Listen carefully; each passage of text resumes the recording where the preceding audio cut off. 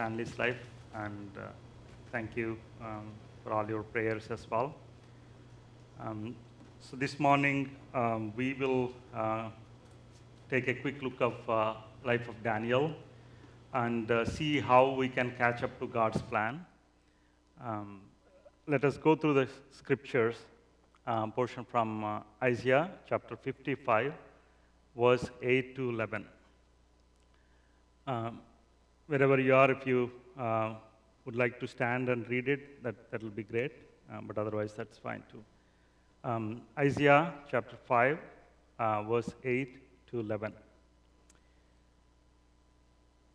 My plans aren't your plans, nor are your ways my ways, says the Lord. Just as the heavens are higher than the earth, so are my ways higher than your ways, and my plans than your plans.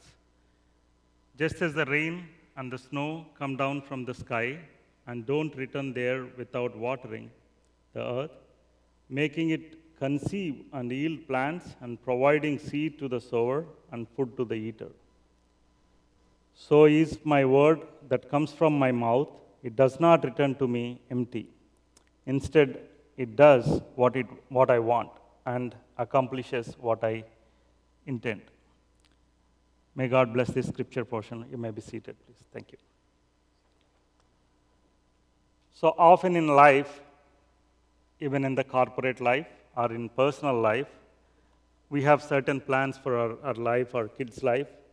At times, if it is a personal basis, maybe in your breakfast nook or at your dinner table or whenever as a family you gather, you retrospect your plans, what you were intending to happen to your life or your kids. But also, if it is in a corporate world, they'll have separate meetings, introspection or retrospective meetings. That's a topic in the project management as well. So they wanted to know what they wanted to achieve, but where they are also.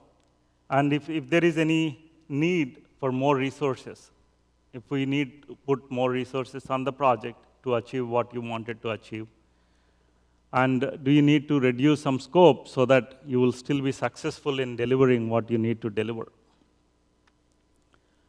So rockets or spaceships, when they are going into from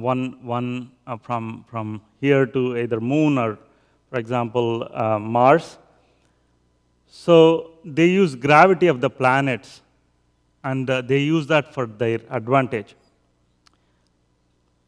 From Earth's gravity, Earth's orbit, they wanted to get into the other planet's orbit in a right time to maximize the fuel efficiency.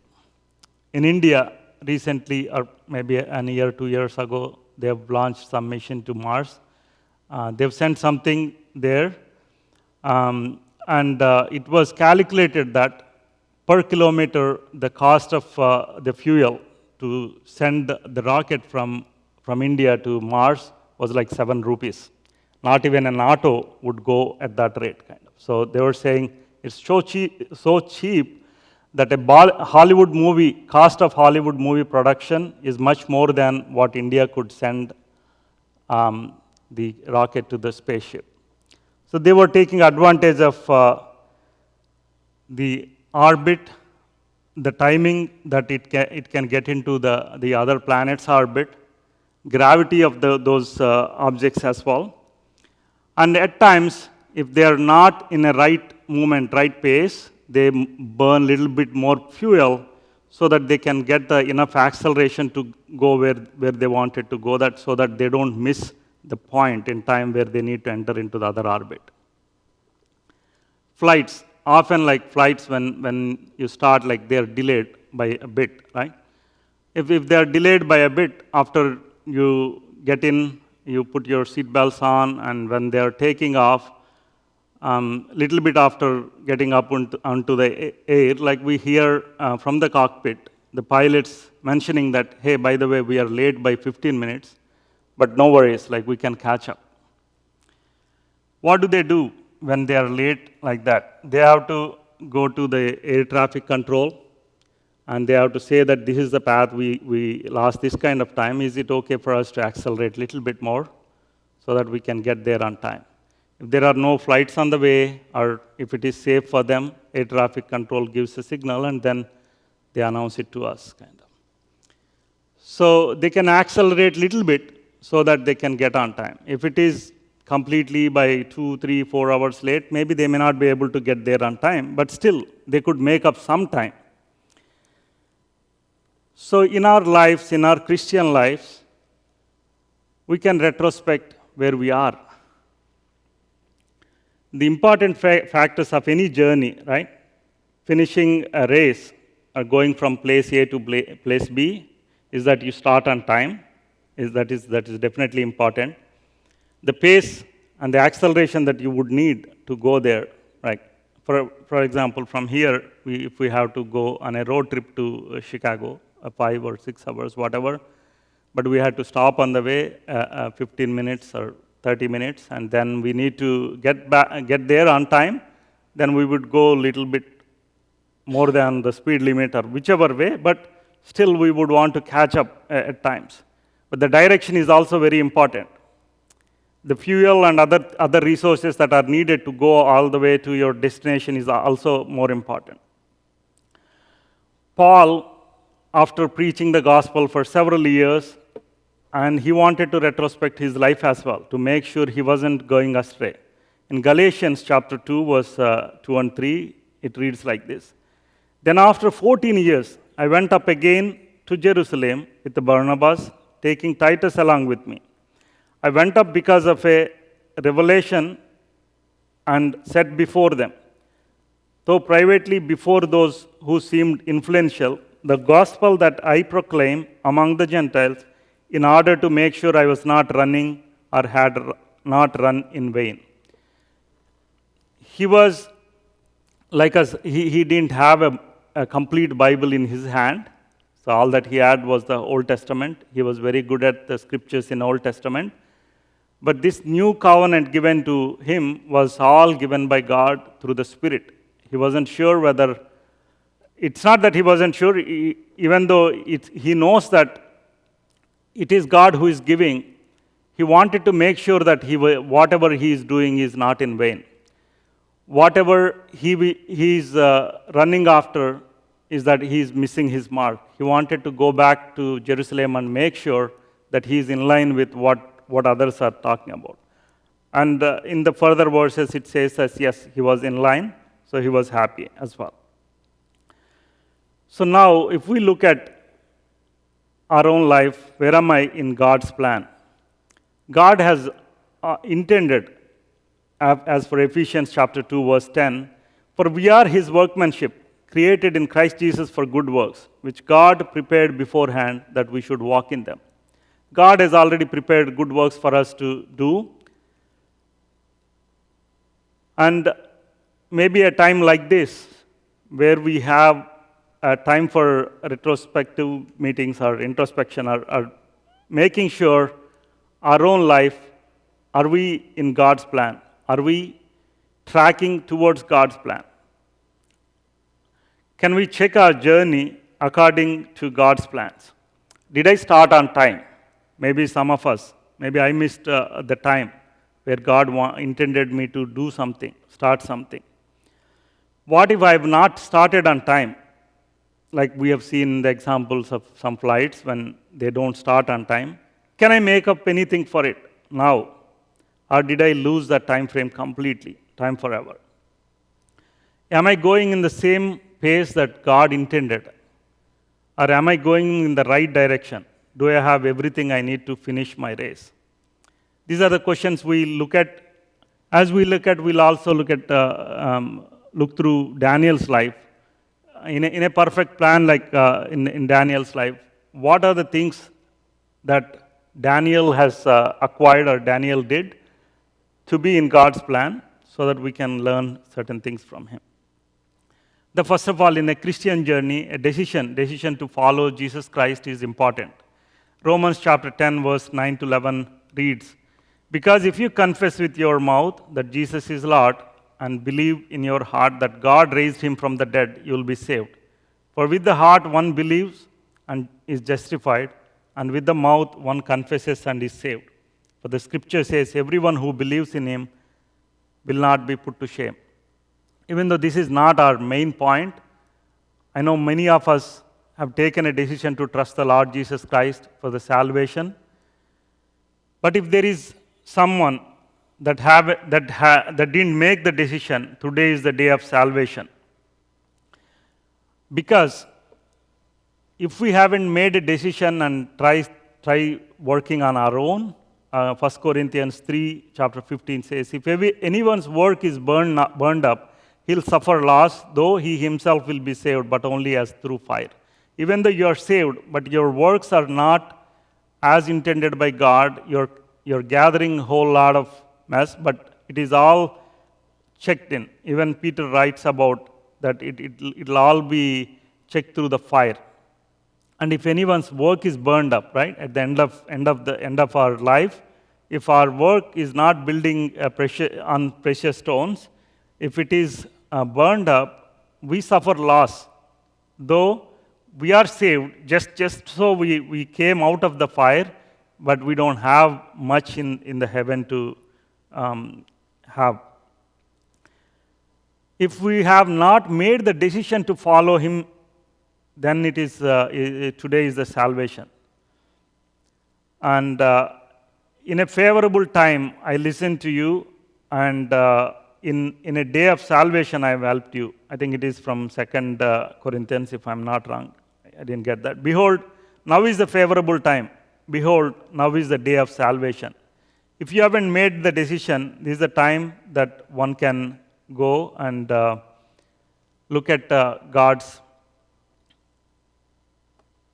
scriptures and believe in Lord Jesus Christ, so that you can start the journey. That would be your initiation. Without that, there is no point in God's plan. The decision to follow him is the first thing that anyone can do it. Moving on to the next step, then we get on to Daniel's life. It's a desire. Like Daniel had a desire in his life. Daniel chapter 1 verse 8 says, but Daniel resolved that he would not defile himself with the king's food or with the wine that he drank. Therefore he asked the chief of the eunuchs to allow him not to defile himself. Daniel is a Jewish boy. From his childhood, he learned about God.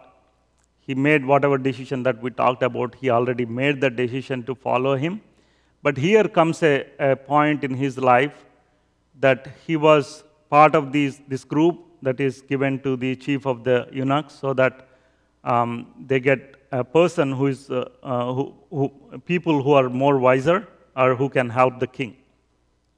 We know that Daniel suffered, and he has gone as a slave to Babylonian country. There are debates about whether they've castrated him, all that, even though it's not point. But he did suffer. He is part of one of the slave. And he didn't have much to do with that because of the way Israel and the Judah kings have disobeyed God. God had to send them through this. But here, amidst of all the situations, amidst of all the things that are happening, Daniel had a desire to please the God, desire to walk with him, desire to have a righteous life. He didn't want to defile himself with the king's food. There are many people who would have succumbed to that, but Daniel here, we see that he had a desire. So other men and women of God that we see in the Bible, they have desire to obey God and build. For example, Noah, if we see, he had desire to obey God and he had built an ark. And then when we come to Moses' life, he has desire to redeem Israel.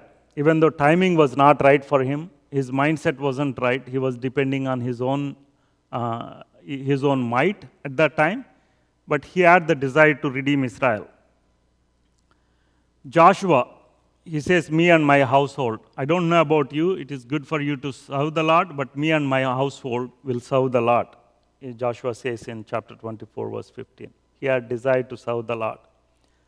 David has desired to build temple, even though God said, like, I don't want you to build temple because you have shed a lot of blood, but he had the desire to build the temple. He had acquired everything that is needed for the temple so that Solomon can build the temple. And Zacchaeus, we know that he had the desire to see Jesus. In all of these people's life, desire is a starting point for a spiritual blessing. Passive desire, if we look at passive desire, is just a wishful thinking or a dream. Right? Many of us may have a desire to be used by God, but if we leave it there just as passive as we can be, that is just a wishful thinking, that I want to be like that, but I know here I am, I'm late, I'm old, I'm such and such gender, or I have these infirmities. Whatever may be the situation, as long as we have desire, God can use us for and align us to His plans. As long as we have a desire that is active, driven by passion and faith, which can bring us out of comfort zone and which can tread us towards the goal. The desire driven by passion and faith is active. That is the kind of desire that we wanted to have. Daniel, by having the desire, he didn't stop there. If he was thinking and just praying about it, probably much wouldn't have happened. Maybe prayer would have answered. His prayers would have been answered as well. But he went up to the chief and he said, like, I don't want to defile myself with this food. And the chief and the butler and the person who provides them the food, they were discussing, and at that time, Daniel said, okay, test us for 10 days. Then if we are looking good, then you give us this food. And his desire is driven by a passion and faith that God can take care of him and still keep him in a good shape, even though he's eating a different kind of food than the others. And his desire with faith and passion is very active, that God did work the wonders. Those 10 days, their faces were glorious than the others, so that they continued with the same food. Let's move on to the next one. The discipline. Discipline here, we mean what is discipline in our actions. And in the times in Daniel's life, chapter 6, verse 4 to 10, we can read different verses as well. These are the people who wanted to do something against God because he had the highest favor in king's face, before the king. In our lifetime, if you have a favor of the people or favor of God sometimes are being used, you may go through certain situations like that. There may be jealousy that can creep up in someone else. You may be put to a situation like that, they wanted to try to pull you down. In my life, one time it has happened in my workplace. I had a manager who was very favorable to me.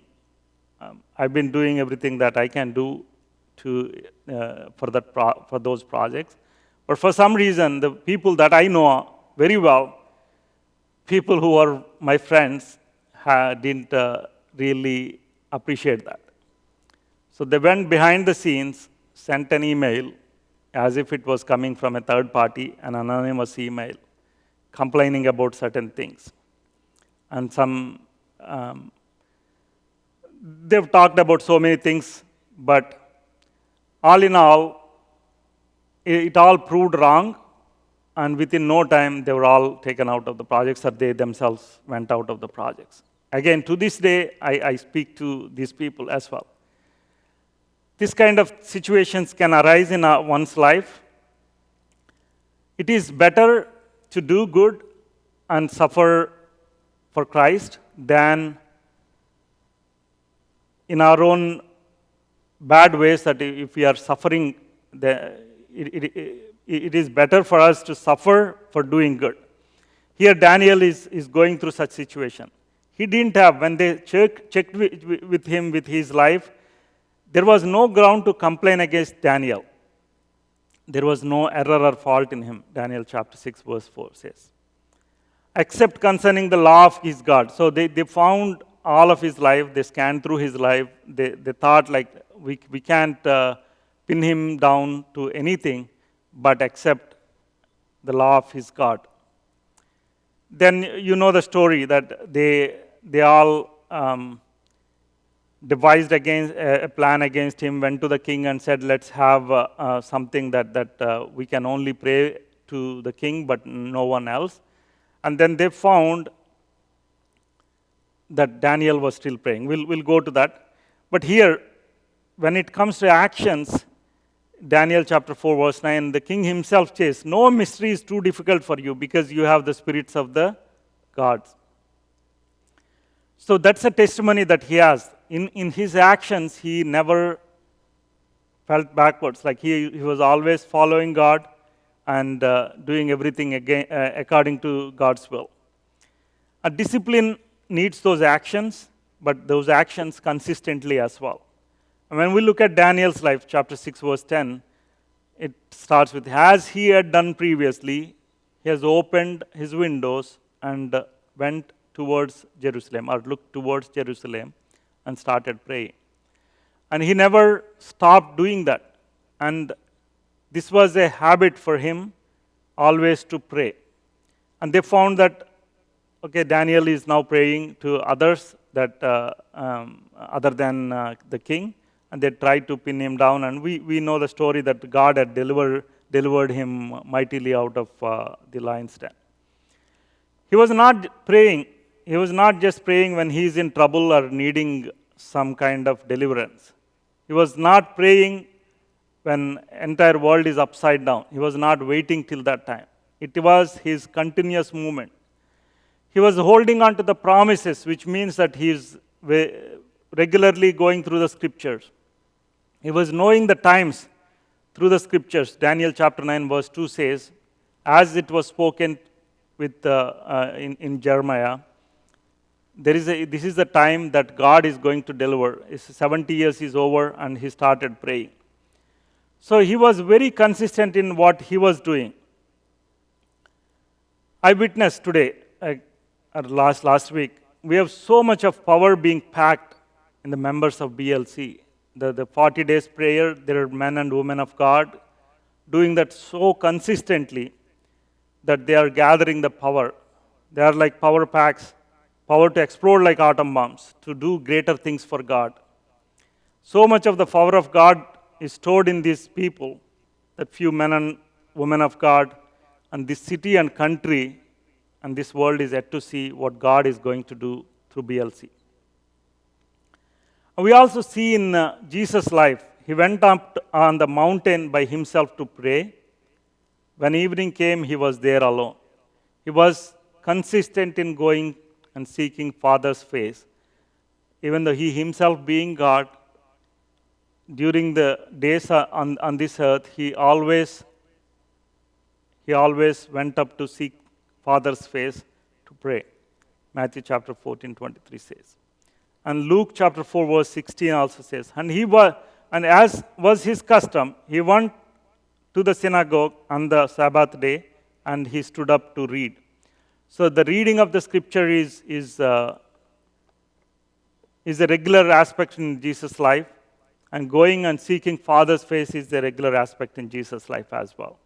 As we see in Daniel's life too, those are the two things that Daniel was very consistent in doing it.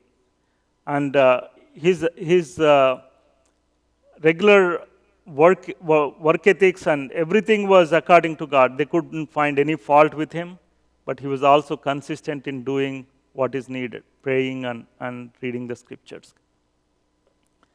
Moving on to the next thing that we can look at, the dependency.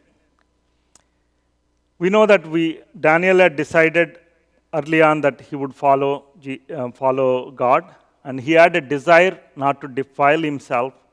He had a discipline to carry that on. But now, when it comes to dependency, here is what Daniel prophesies about. Daniel chapter 11, verse 32. The people who know their God shall stand firm and take action. That's how ESV puts it. If we look at NKJV, the people who know their God shall be strong and carry out great exploits. So dependency on God needs two things. Dependency, we need to know whom you are depending on.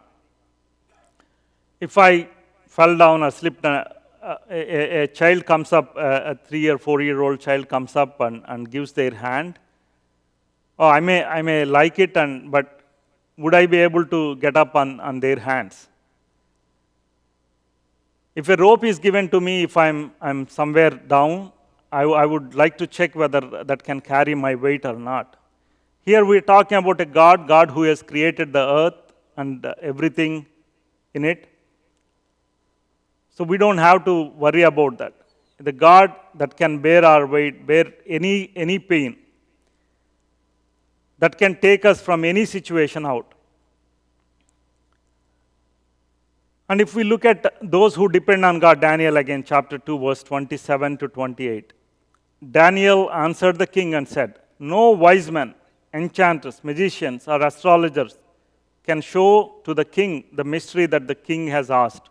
But there is a God in heaven who reveals mysteries. Daniel was very clear to the king that he was not depending on himself. He was not depending on his own might or his own intellect. But there is a God in heaven who reveals mysteries. His dependency, his continuous dependency is with God. We can see contracts in two different places in the Bible. Looking at Numbers chapter 13, verse 31. Then the men who had gone up with him said, we're not able to go up against the people, for they are stronger than we are. And in 33, we seem to ourselves like grasshoppers, and so we seem to them as well.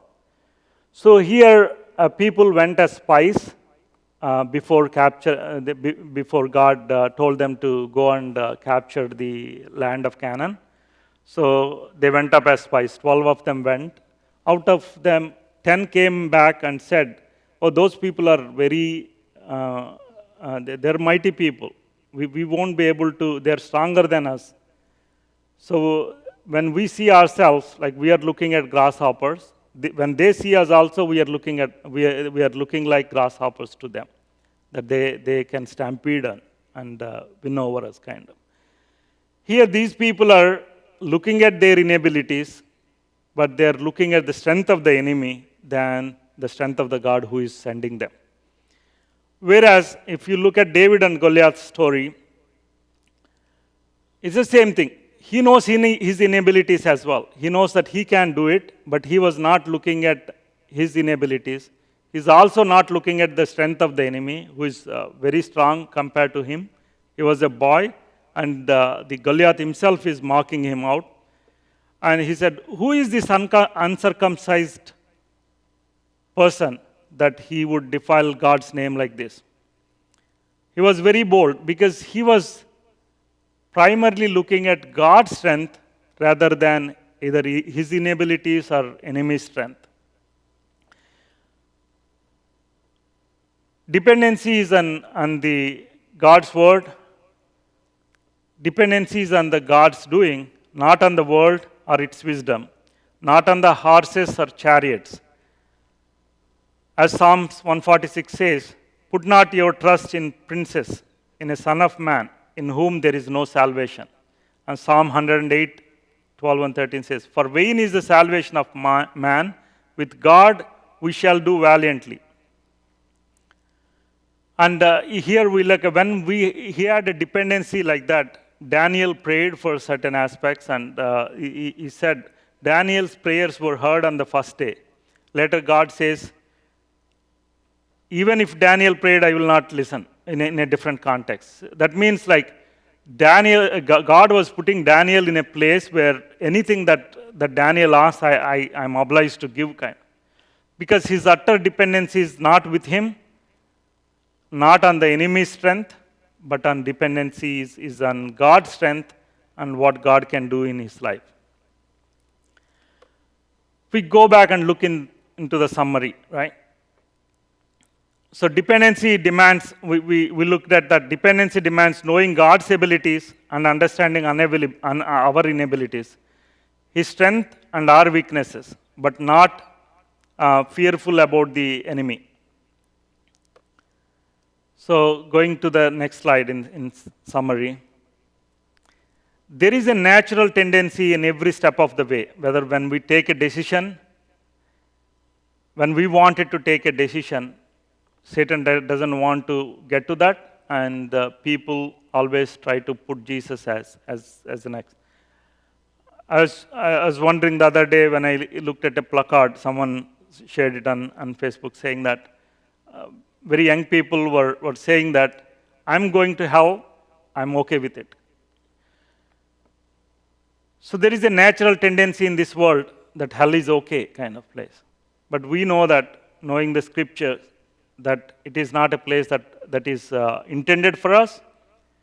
It is not a place that we wanted to go either. So there is a decision in our life. But would that decision alone keep us in God's plan? We have seen different points in Daniel's life, what brought him to God's plan. So as I said, there is a natural tendency of worldly downpull all the time against each of these points that doesn't want to align with God's plan. In each of these, in our desire, in our discipline, and in our dependency, we need to be aligned to God's plans. We may think that I'm late, I started late to do God's ministry. You know that Moses was all excited when he was at 40 years old in his prime age. But his dependency was not on God. His dependency was on him, his own strength. He smote an Egyptian. And when it comes to two Israelites fighting, and they already knew that Moses killed an Egyptian, he had to flee from there. He was depending totally on his own strength to deliver Israel. But that was not God's intention. 40 years into the wilderness, taking care of the sheep of his father-in-law, his dependency was only on God, and he knows his inabilities. The person who has learned, according to Stephen's testimony in the New Testament, in Acts, he says Daniel was a learned man, and he was very good in speech and acts as well, deeds. He was very good in word and deed as well. But when we go back to Moses' life and see that, he says, like, I have a stuttering mouth, I can't even speak. The person who has learned all the skills and he was valiant in his deeds, now says that I can't do anything anymore. Then God had to give him Aaron to be a mouthpiece. But his dependency at the age of 80 is not on his strength, but only on God. At the age of 80, when he was fully aware of his inabilities, God started using him. God said, now is the time, let's go. Caleb was actively used by God at the age of 80, 85, kind of. Like he says, I was young and I was strong, but now I think 85, I'm still strong and I can take this mountain, kind of. He was asking a place for himself. Samson lost God's plan, we all know that, because of his personal choices. He was captive, chained, his eyes were plucked, and he was not even able to walk properly. When people were mocking him, and he was seen as an entertainment object that day. There were 3,000 Philistines gathered around. They praised their God for giving Samson as their captive. But then Samson had a desire. Judges chapter 16, verse 28 says like this, 28 to 30, I'm reading. Then Samson called to the Lord and said, O Lord God, please remember me, and please strengthen me only this once. O God, that I may be avenged on the Philistines for my two eyes. And Samson said, Let me die with Philistines. Then he bowed with all his strength, and the house fell upon the lords and upon all the people who were in it. So the dead whom he killed at his death were more than those whom he had killed during his life. Looking at Samson's life, there was no way that he could do anything for the Lord, or there was no way anything that he can do in the plan of God. But then, when he had a desire, he knows he has done something, he has taken some bad decisions in the past. But he has a desire at that time that he wanted to avenge for what they have done. Because in all his life, he was only taking on the enemies on the streets and others. But here, if we look at that, it talks about the lords of Philistines, the lord of people who are in higher positions, the men and women of Philistines. And God, because he had that desire, God heard his prayer, and he was able to do much more than what he could do all through his life. As I was mentioning, the prayers and people attending every morning, every afternoon, and evening are a great places for us to have the desire. And they're being expressed to God, and I'm sure God is going to do great. So moving on to the last point. Yeah, you can move on. Yeah, we looked at the decisions and the desire and the discipline and the dependency that we can work towards fulfillment of God's plans and purposes. Fulfillment of God's plans are not executed in isolation. These are all part of the package. He will hold on to your hand and guide you. You don't have to think that I'm too old for this, I'm such and such gender for this, I'm too weak for this, I can't speak, I can't do this. But when we have a desire, and which is active, and we have the discipline in our acts, and also in our consistency, and if we have our utter dependency on God, God is going to fulfill His promises. We can move on to the last slide, and I request the worship team to come here. Either D.L. Moody or a conversation between D.L. Moody and Henry Varley, these are the words spoken about. The world is yet to see what God can do with a man or woman fully consecrated to Him. By God's help, I aim to be that man or woman. May BLC be the church standing firm like that. May each one of us know our God and do mightily and valiant things for the Lord. May each one of us aim to be that man or the woman that the world is yet to see what God can do with someone fully consecrated to Him. Let's stand up and read this verse. If you are a man or woman, accordingly you can read. Wherever you are, feel free to stand up and let's read this together. The world is yet to see what God can do with a man fully consecrated to Him. By God's help, I aim to be that man.